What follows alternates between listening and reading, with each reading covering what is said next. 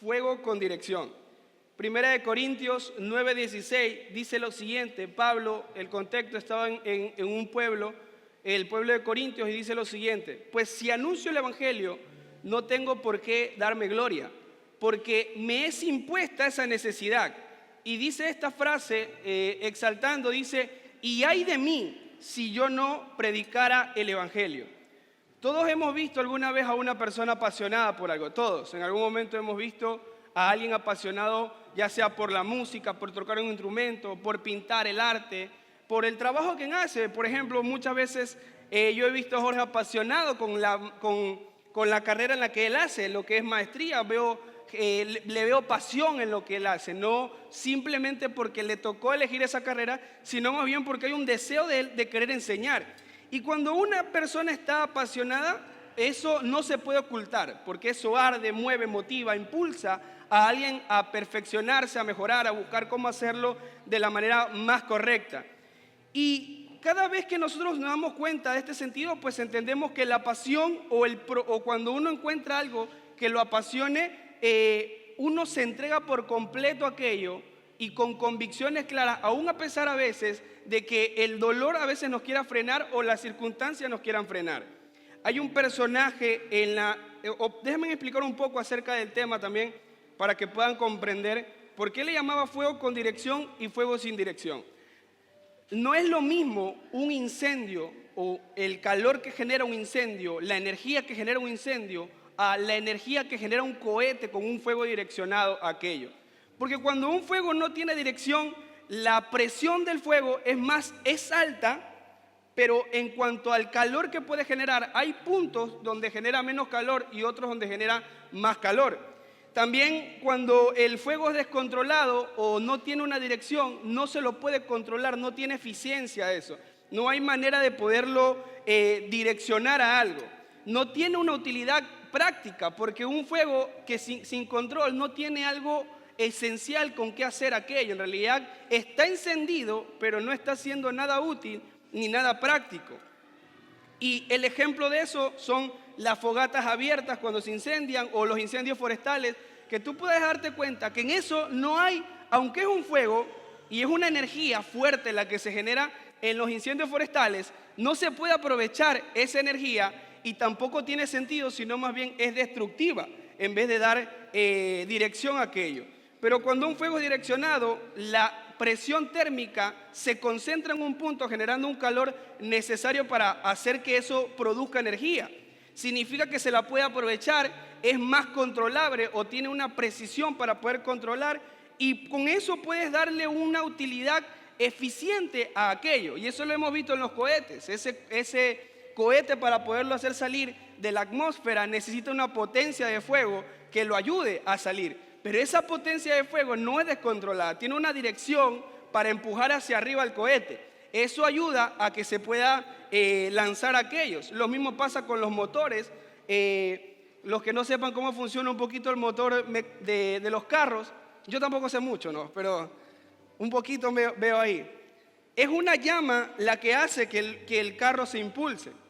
Y lo que hace la gasolina, lo que hace el interruptor, es generar una chispa que hace que la gasolina prenda esa llama. Cuando tú metes más cambio, la llama se hace más grande.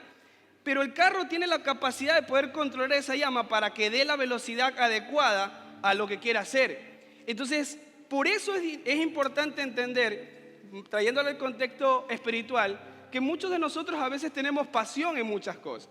Y tenemos mucha capacidad y tenemos mucha pasión por hacer diferentes cosas y lo demás, pero nunca le hemos dado una dirección a esa pasión.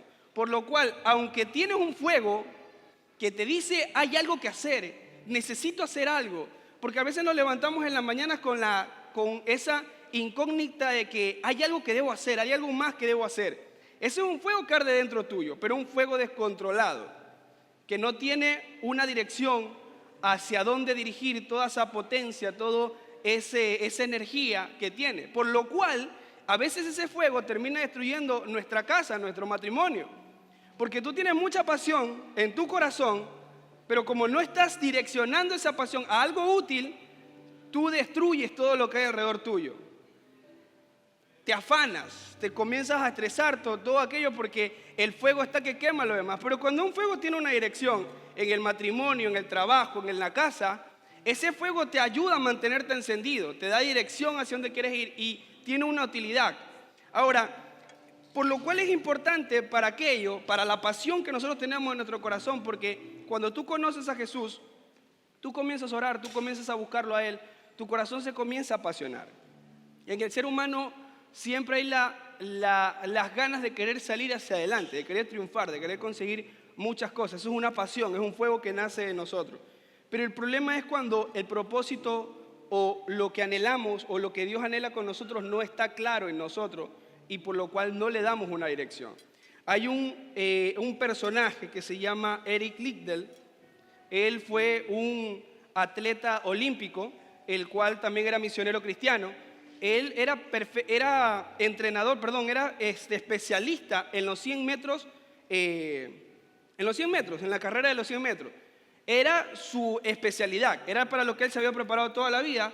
Era atleta olímpico, estaba compitiendo en China. Él era oriundo de un país, de una ciudad, llamada Tianjin, de China, Tianjin. Atleta y misionero. Era una persona muy entregada y apasionada por lo que hacía y por Dios. Como recalco, era profesional en los 100 metros, en la distancia de los 100 metros. Pero en la competición olímpica a él le tocaba, ustedes han visto las Olimpiadas, no son todos los días, lunes, martes, miércoles, jueves, todos esos días usted ve las Olimpiadas cuando comienza el tiempo de ese evento. Y en él tenía que participar en tres categorías, una de 200 metros, una de 100 metros y una de 400 metros. En la de 200 metros él tenía la esperanza de poder conseguir algo, pero en la de 400 metros él estaba claro que él no se había preparado para esa distancia, pero al final del día igual tenía que correrla, tenía que hacerla. Y la distancia de los 100 metros le tocaba justamente un domingo. Él era cristiano, apasionado, él honraba el día del Señor, tenía sus convicciones tan claras que la distancia de los 100 metros le tocaba justamente el día domingo, por la cual él no corrió ese día. Él dijo que no iba a correr esos 100 metros porque él tenía la convicción clara que ese día le pertenecía a Dios. Usted lo puede buscar después, se lo recalco, el personaje se llama Eric Liddell. Él respetaba y honraba su fe al punto de decir que ese día le pertenecía a Dios porque él tenía un claro propósito de lo que Dios quería hacer con su vida. Él entendía que lo que hacía con correr o lo que más hacía era parte de su vida, pero el propósito de él era entregar la adoración a Dios, por lo cual él dijo, no voy a correr ese día. Corrió las otras dos carreras. En la de 200 metros, él consiguió la medalla de bronce. En la de 100 metros no participó, pero en la de 400 metros, la cual él no tenía expectativa de ganar, marcó un récord olímpico de 47 segundos, ganando la medalla de oro. La convicción clara de él le entregó a él una victoria mucho mayor que la que él esperaba. Porque él estaba claro que su meta siempre era los 100 metros. Para eso era lo que él se había preparado toda su vida. Nunca para los 400. Él no tenía la expectativa de aquello. Pero él entendía que su propósito no era correr solamente, sino era adorar a Dios. En una de las frases que él utiliza cuando le preguntaban por qué corría, él dijo lo siguiente: es que Dios me hizo rápido y cuando corro siento placer en lo que Él hizo conmigo. Él no corría por correr, él no corría simplemente porque quería ganar el oro, él corría porque le daba placer ver cómo Dios lo había hecho rápido a él. No sé cuánto corría tan duro él para que 46 segundos hubiera hecho 400 metros. Marcó un récord ese personaje, pero recalco, él tenía una convicción clara de lo que Dios quería hacer con su vida. Por eso alcanzó metas, por eso alcanzó medallas, sin olvidar el propósito claro de su vida. ¿Cuántos de nosotros a veces por no tener el propósito claro, entender, como decía el maestro Jorge, que al final del día el propósito de nuestra vida es una adoración, es conocer a Jesús, terminamos olvidándonos en las circunstancias o las cosas cotidianas de nuestra vida, o a veces en nuestras metas personales, y corremos hacia esas metas, pero olvidándonos del propósito claro que es la adoración a Dios? Porque este hombre marcó un precedente en ese tiempo. China, ustedes conocen, todo el mundo sabe que es un país muy, ¿cómo se lo podría decir?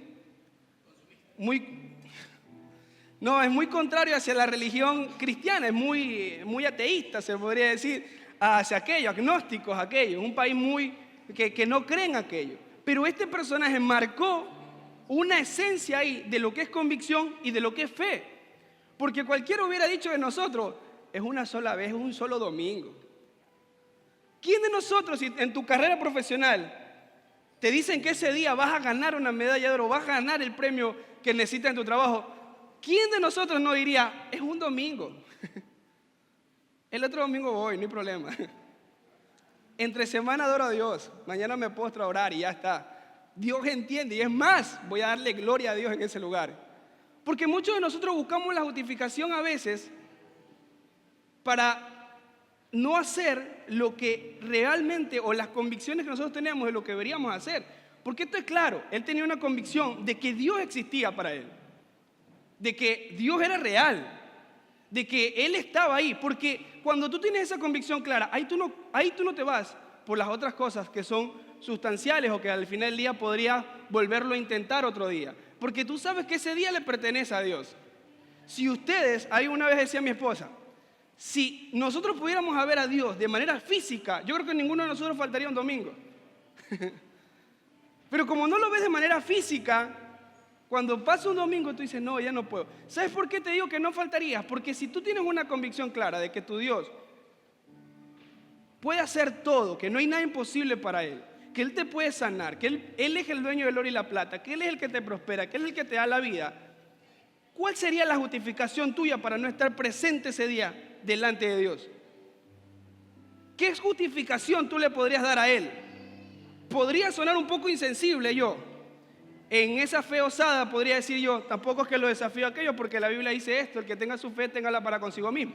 Pero haciendo el ejemplo, tú le podrías decir, si Dios estuviera acá, el Dios real, parado, que está aquí, pero si tú lo vieras de manera física, sí, lo podrías mirar, estuviera parado acá, sabes que Él es el que puede sanar, restaurar, dar órganos nuevos, darle vida a lo que se ha muerto. Y tu hija se está muriendo. ¿Tú crees que faltarías ese domingo? No faltarías. Tú vendrías corriendo ese día domingo acá, porque tú sabes que Él tiene la capacidad de sanarla. Hay una convicción por lo que estás viendo, pero el problema es que nuestra fe o nosotros no tenemos esa convicción porque no vemos a Dios de manera física, porque no lo estás mirando aquello. Pero ese personaje marcó, por eso hay un precedente en China o en esa ciudad donde les mostró o donde les indicó que la fe de él era tan certera que era capaz de negarse a una medalla de oro por estar ese día domingo adorando a Dios. Porque sabía que a ese Dios que iba a adorar le podía dar cualquier otro premio en cualquier otro momento y en cualquier otro lugar. Tanto así, recalco, que lo marcó en la historia con un récord de 46 segundos en los 400 metros. Lo dejó marcado en aquello. Nadie se olvida del nombre de ese personaje.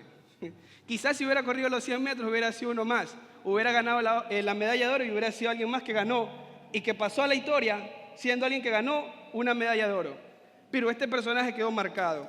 Entonces es importante entender eso. Y Pablo dijo lo mismo cuando en Corintios dijo, ay de mí si no predicar el evangelio. Pablo había entendido su propósito claro, la razón por la que Jesús lo había salvado, por la que lo había restaurado, y era plenamente para comenzar a predicar el evangelio. Y esa frase de ay de mí no denota el que está obligado a hacerlo, sino más bien el que anhela y desea hacerlo. Porque hay una diferencia entre decir es que tengo que ir a la iglesia porque me reta el pastor, a decir quiero ir a la iglesia, quiero estar hoy en la iglesia. Porque a veces no nos da o tenemos ese pensamiento de decir es que hoy ya no quiero ir.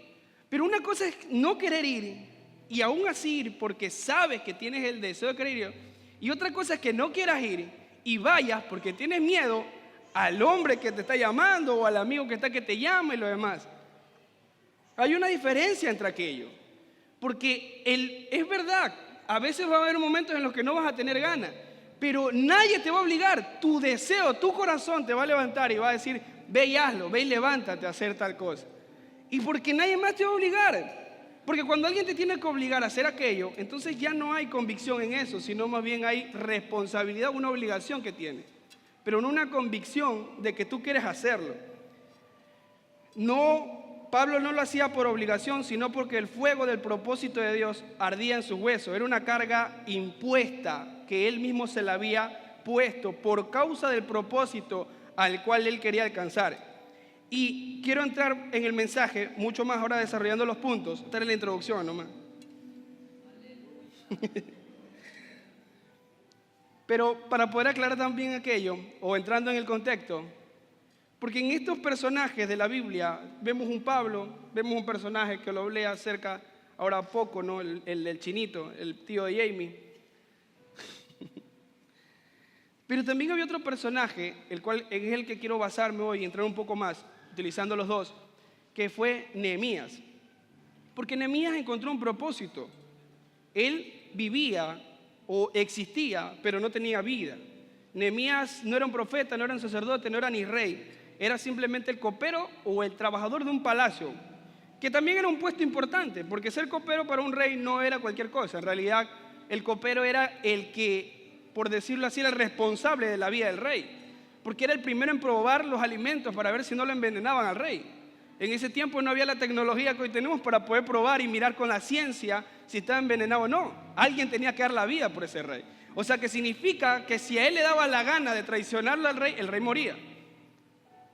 Si él fingía que había tomado de esa copa, el rey podía morir porque el rey tenía tanta confianza, o el copero era alguien de tanta confianza para el rey, al punto de encomendarle su vida. Pero un día, dice la Biblia, haciendo un poquito de contexto, Nehemías 1, 3, 4, se lo voy a decir lo que Nehemías dijo en ese momento. Cuando oí estas palabras, me senté y lloré, e hice duelo por algunos días, y ayuné y oré delante de Dios de los cielos. ¿Qué provocó a Nehemías, un hombre que tenía muchos recursos, que tenía todo lo que necesitaba, el punto de sentirse angustiado y llorar, de sentirse, ¿cómo podría decirlo yo? Conmovido al punto de orar y ayunar cuando él lo tenía todo? ¿Qué hace que un hombre, estamos hablando de una persona adulta, no estamos hablando de un niño que llora por algo que le lastimaron o que lo golpearon? Estamos hablando de alguien que ya ha transitado la vida, que tenía una posición importante, que había alcanzado metas, que tenía muchas cosas, pero dice que en este versículo, cuando él oyó unas palabras, se sentó, lloró, oró, ayunó y buscó dirección de parte de Dios. ¿Qué hace que una persona haga eso? Cuando encuentra algo que lo apasiona y que le trae conmoción a su corazón, en eso hay un propósito.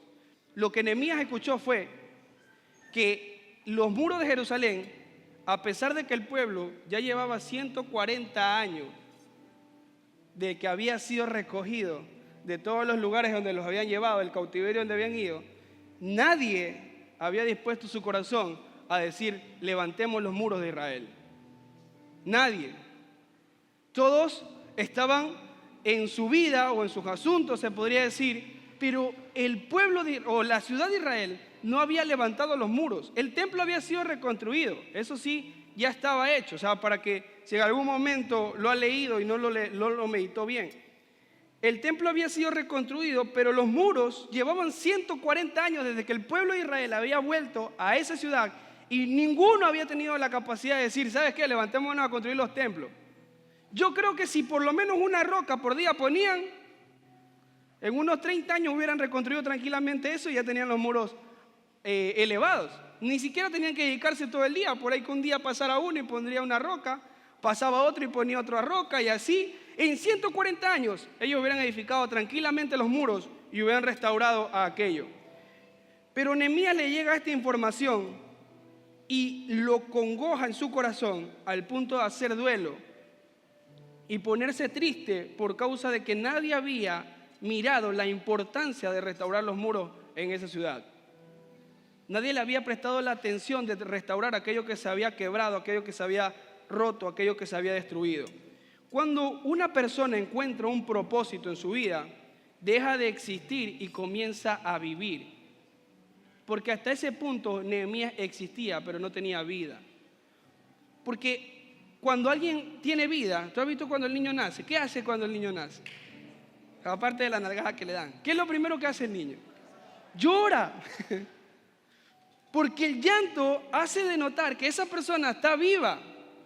Hay algo que provocó en él el llanto. Y seamos sinceros, o sea, los niños no lloran por miedo. Lloran porque salieron de ese lugar donde estaban y comenzaron a ver una realidad. Y comenzaron a respirar el oxígeno que antes no respiraban. Vivieron, comenzaron a ver lo demás. No lloran por las emociones que nosotros lloramos.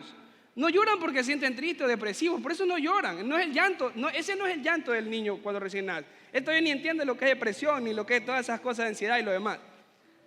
Él simplemente entiende que necesita llorar porque está respirando algo que antes no respiraba. O está viendo algo que antes él no podía ver. Y llora el niño para denotar que tiene vida.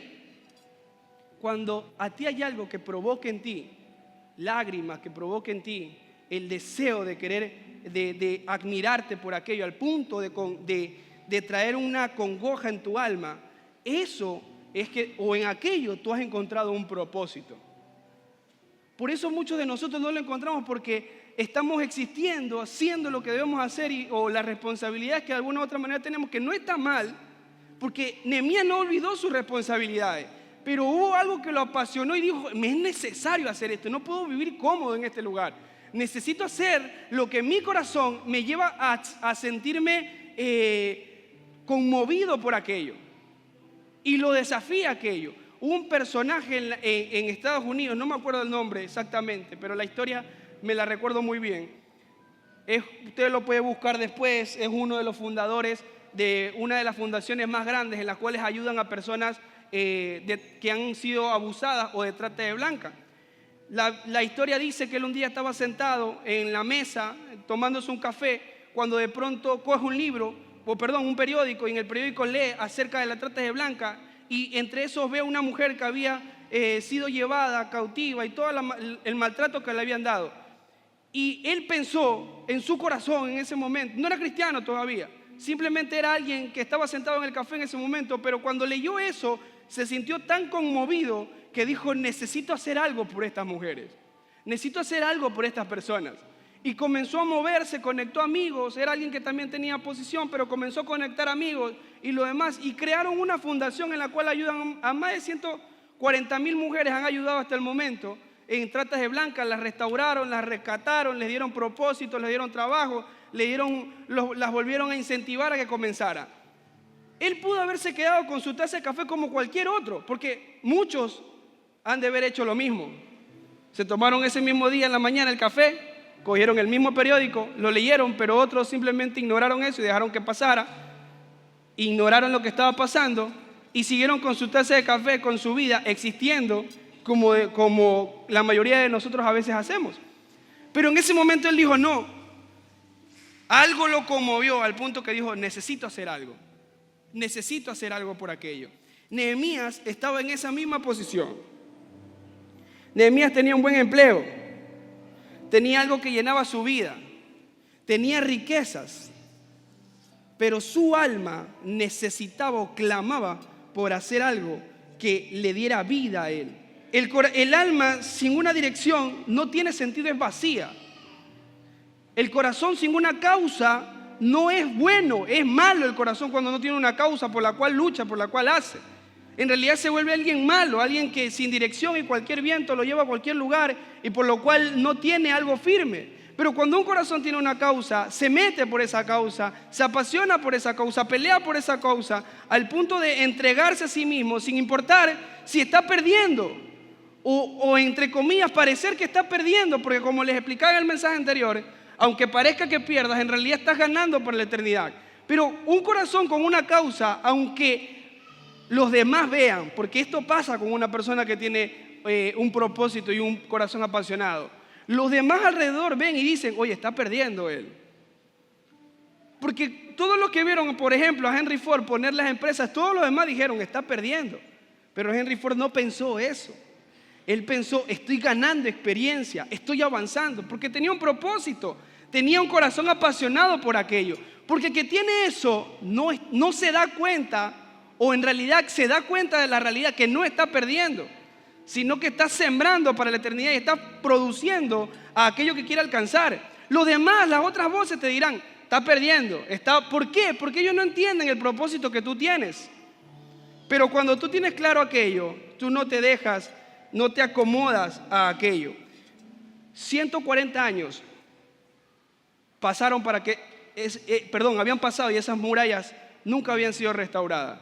Pero Nehemías, con un corazón apasionado, con oración y acción, lo hizo en 52 días.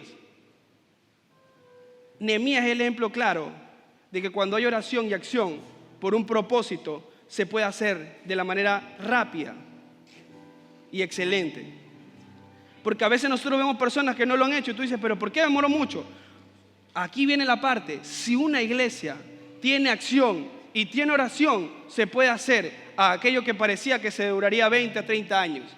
Se lo puede hacer en 2 años, en 1 año. Pero es que se necesita una iglesia que ore y accione, porque el problema es que algunos solo oran.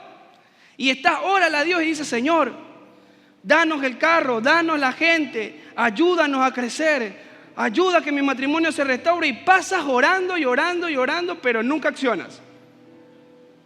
No te mueves en la acción de lo que estás orando. Pero cuando tú accionas y oras, el resultado se ve. O también puedes estar accionando, pero la oración la estás dejando a un lado, por lo cual te olvidas del propósito por cual comenzaste. Porque el problema de accionar sin orar es que, recalco lo que dije hace un momento, el que está enfocado viendo algo no ve direcciones, simplemente está caminando porque está apasionado y camina y camina y camina. Por lo cual necesitas una mirada desde afuera que te direccione por dónde vas caminando y cómo lo vas haciendo. Porque el apasionado está dale y dale y dale. Y es más, por eso yo le creí mucho a Dios cuando comencé a tomar decisiones en pos de Él. Porque en Isaías dice lo siguiente, se lo voy a decir para que tómelo con la delicadeza de su corazón. Dice, el que anda en camino de santidad, se lo voy a decir así como dice en la Biblia, porque te voy a decir, para no suavizarlo, como lo puso Dios. Porque en otros puntos pone necio, en otros puntos pone otras cosas, pero en este dice, aunque fuese torpe. O sea, Dios le está diciendo, aunque fueras torpe, si tú andas en camino de santidad, Dios volverá a enderezar tus caminos y te volverá a hacer caminar por el propósito donde tú vas. Lo que digo yo es que cuando tú tienes un propósito claro en tu corazón y tienes la oración de parte de Dios, aunque parezca que te equivoques o aunque literalmente te estés equivocando, Dios va a volver a redireccionarte porque sabe que tú estás caminando con un propósito y una pasión. Pero cuando tú sueltas a Dios, que la oración o la intimidad es el camino de santidad, para que usted pueda comprender, santidad no es alguien perfecto, no es alguien que no comete errores, no es alguien que no se equivoca. La palabra santidad significa algo apartado para Dios. O sea que si usted no ora, usted no está apartando su vida para Dios. Por eso usted no anda en camino de santidad. El que anda en santidad no es alguien que es bueno solamente. Porque gente buena hay mucha allá afuera. Hay gente que es mucho mejor que los mismos cristianos que estamos aquí sentados. Saben cuidar a sus padres, saben cuidar a sus madres, saben honrar a sus hijos, saben honrar su trabajo, hacen trabajo social como también a veces hacemos los cristianos, pero la diferencia es que ellos solamente son buenos, pero no son santos. Son buenos de acciones, de lo que hacen, pero no tienen santidad, no están apartados para Dios, no han conocido a Dios. ¿Y por qué te digo que no es santo? Porque la santidad con la oración resalta algo en nuestra vida. El doblegar nuestro orgullo y nuestra arrogancia, nuestra altivez. Porque el que ora, literalmente ha perdido su orgullo. ¿Quién se arrodilla media hora, 1 hora, a hablar con algo que tú no ves? A pedirle, a clamar por algo que tú dices, tengo que hacerlo y moverlo. Pero le das ese tiempo para orar, para buscar la dirección. Solamente lo hace alguien, que no tiene orgullo en su corazón, que ha doblegado su voluntad y su arrogancia, al punto de decir, 30 minutos no me van a quitar la vida, voy a orarle a Dios. Y se pone ahí a orar. Entonces esa persona no es solamente buena, es alguien santo también, que se ha apartado para Dios. Por eso es que la Biblia dice, el que anda en camino de santidad, en otra traducción, El que anda en la búsqueda de Dios, en la intimidad con Él, el que anda buscándolo, apartando su corazón para las cosas que Dios ha buscado hacer con él, aunque fuese tonto y torpe, aunque se equivocara, aunque no tenga la capacidad, yo lo volveré a enderezar al camino correcto y lo haré caminar por senda de justicia y de verdad, dice. Eso es lo que Nehemías buscaba.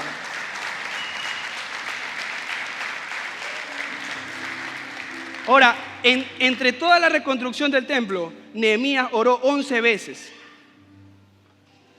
Y en todas esas 11 veces, después accionaba. No era un sacerdote, no era un profeta, pero era alguien que había conmovido su corazón y que tenía, y ahí viene la parte de aquello, de entender nuestro propósito. Nehemías había sido hecho o había sido formado para aquello. Porque él estaba en una posición en la que siempre estaba escuchando cómo administraban un reino, cómo hacían la reconstrucción, cómo hacían aquello. El problema es que muchos de nosotros tenemos talentos para hacer muchas cosas, pero no le estamos entregando a Dios porque no entiendes tu propósito. Tienes el talento para diseñar, pero no se lo entregas a Dios porque no entiendes el propósito. Quieres hacer otras cosas por las cuales quizás no tienes el talento, porque tú dices, no, es que yo quiero hacer esto. Entonces tú no entiendes el propósito, tú quieres hacer lo que tú quieres, pero no el propósito que Dios tiene con tu vida. Porque a veces el propósito, como dije la vez pasada, no nos va a agradar. Pero cuando tú entiendes eso, tú caminas hacia eso. Y tú dices, lo voy a entregar. Tengo el talento, tengo la capacidad. Nehemías era alguien que sabía acerca de administración, por lo cual él era el indicado para levantarse en ese lugar, a administrar a la demás gente, a comenzar a construir el templo, las murallas, a comenzar a edificar las murallas. Él era el indicado, tenía la capacidad, tenía las palabras, tenía la elocuencia, tenía la influencia, porque era alguien de posición, alguien que se había ganado un renombre en el lugar donde estaba. Por lo cual la gente lo conocía a Nehemías. Si se hubiera parado otro, quizás no lo hubieran conocido, pero aún así sé que Dios lo hubiera usado si aún Nehemías se hubiera negado. Pero la excelencia de que eso se hiciera en 52 días dependió de la oración de él, del accionar de él y del talento en el lugar correcto donde debía estar. Porque era el lugar correcto donde él debía estar.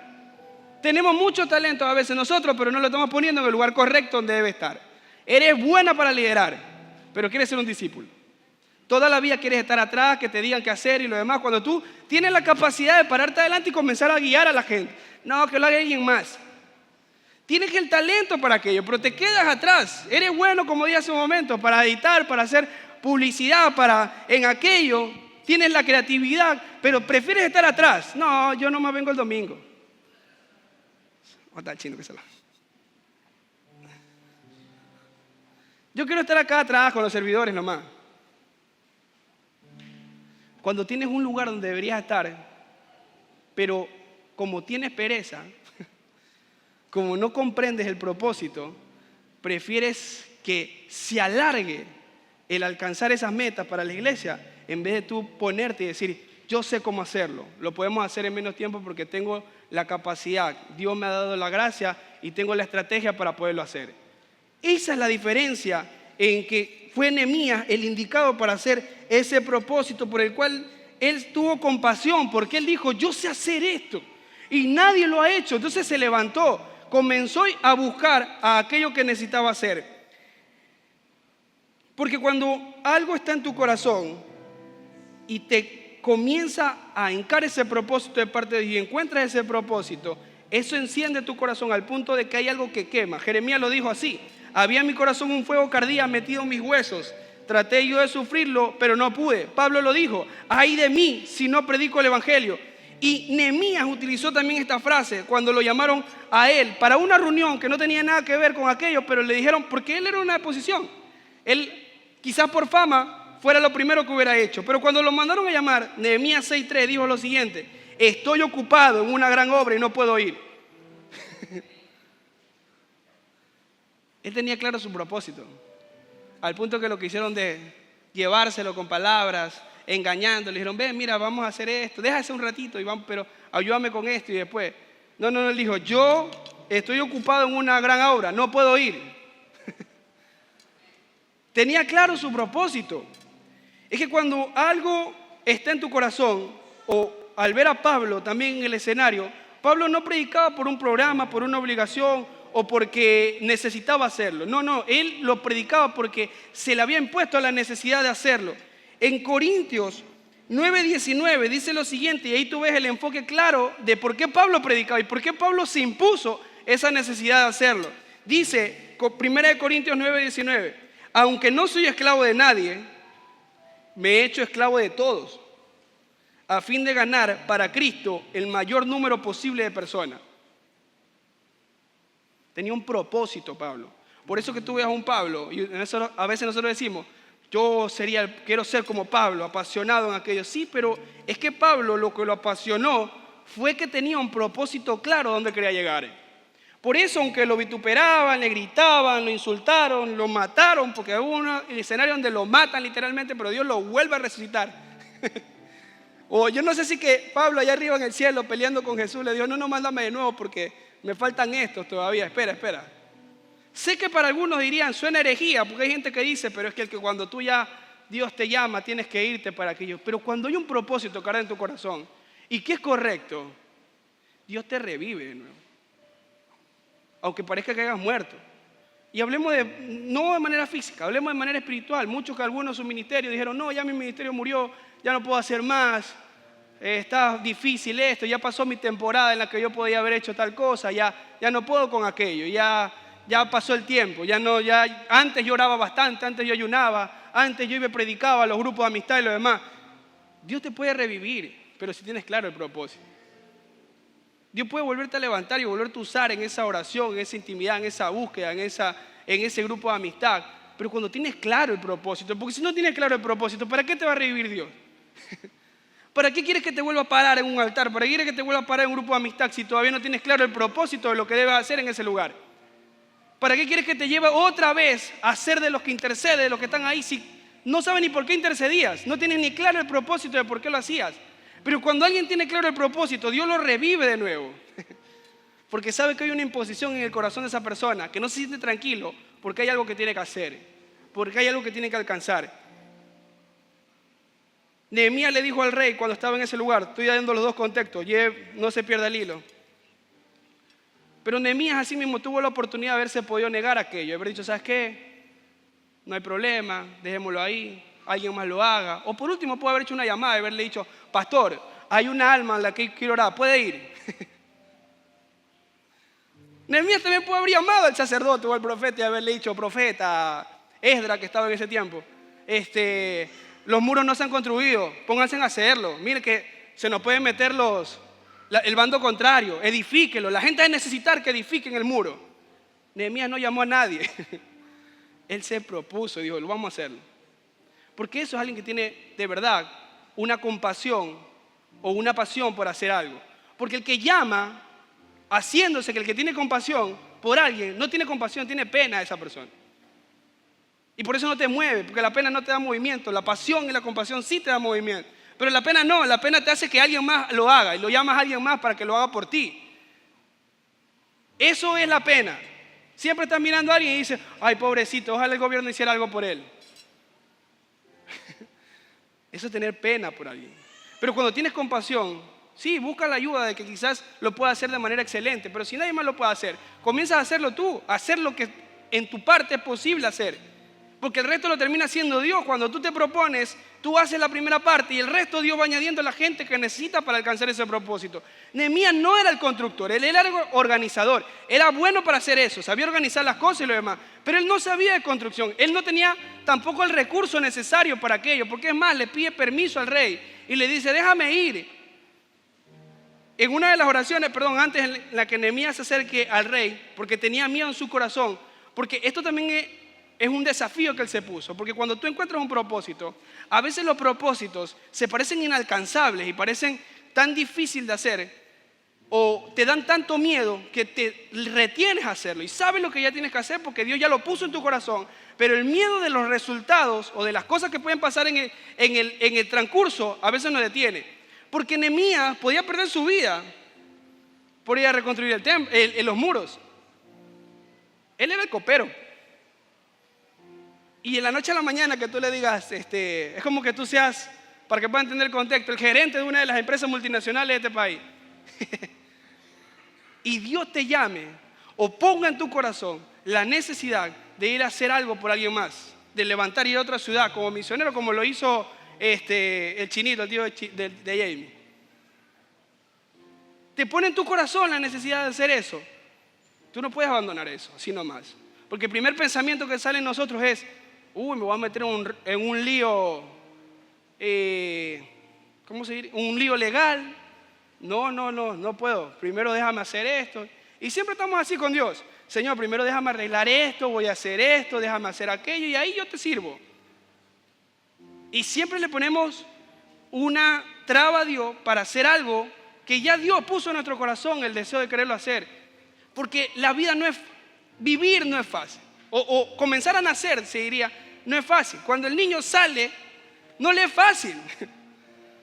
Es más, tienen que ayudarlo. A veces alguien está que le empuja de acá arriba. ¿Han visto cuando se quedan atorados? Ahí está el doctor, ahí está el doctor. Acá está. Y comienzan a hacerle en la barriga así al niño. Yo me imagino al niño diciendo, espérense. Y el niño tiene que salir por ahí empujándose para poder salir y tener vida. Porque cuando comienzas a vivir por un propósito, nunca va a ser fácil al inicio. Es más, tampoco se vuelve fácil después. Pero es vida. No es lo mismo existir que vivir. Muchos de nosotros solamente existimos haciendo lo que debemos hacer todos los días y lo haces, pero no tienes vida con lo que estás haciendo, no tienes pasión por aquella cosa que haces. Y está bien, hay una temporada en la que vas a tener que hacer porque las cosas se hacen a la par. ¿Sabes cuál es el problema de aquello? Para que puedas comprenderlo, porque algunos dirían, pero es que me toca hacer esto a mí hoy. El problema no es que te toque hacer eso, el problema es que tú no has dado un plan o no tienes un plan de cómo alcanzar el propósito de lo que tú quieres hacer. Estás cómodo existiendo nada más ahí haciendo lo que debes hacer, pero no estás proyectándote a un plan de lo que debes hacer. Sí, el escenario se vuelve imposible a veces, las cosas parecen que no tienen salida y uno dice, pero ¿por dónde camino? ¿Hacia allá, hacia la derecha, hacia la izquierda? ¿Por dónde voy? Da el paso. No te importa el camino, el resto. Enfócate hacia donde quieres ir y da el primer paso. Si todavía no hay camino en ese lugar, conozco un Dios que abre el mar en medio del desierto. Conozco un Dios que te puede abrir el camino donde no hay nada, donde parece que no existe nada, o donde no hay nada. Él hace muchas cosas de la nada. O sea, si tú tienes tu confianza en Él, da el primer paso para comenzar a hacer aquello. Puede ser insignificante el primer paso a tu perspectiva, pero eso es comenzar a caminar en fe. Porque lo primero que tenía que hacer Nehemías, antes de comenzar a hacer todo ese tipo de cosas, era presentarse delante del rey y decirle unas frases tan sencillas: Rey, deme permiso para ir a construir las murallas de mi pueblo. Literalmente, primero él no era de ese pueblo, ¿ok? Halló gracia delante del rey, era su amigo y todo chévere. Pero políticamente o legalmente, él no tenía autoridad en ese pueblo porque literalmente él era esclavo de otro pueblo contrario a aquello, había sido llevado a ese lugar. Por lo cual él no tenía derecho legal para solicitar un permiso de no trabajar.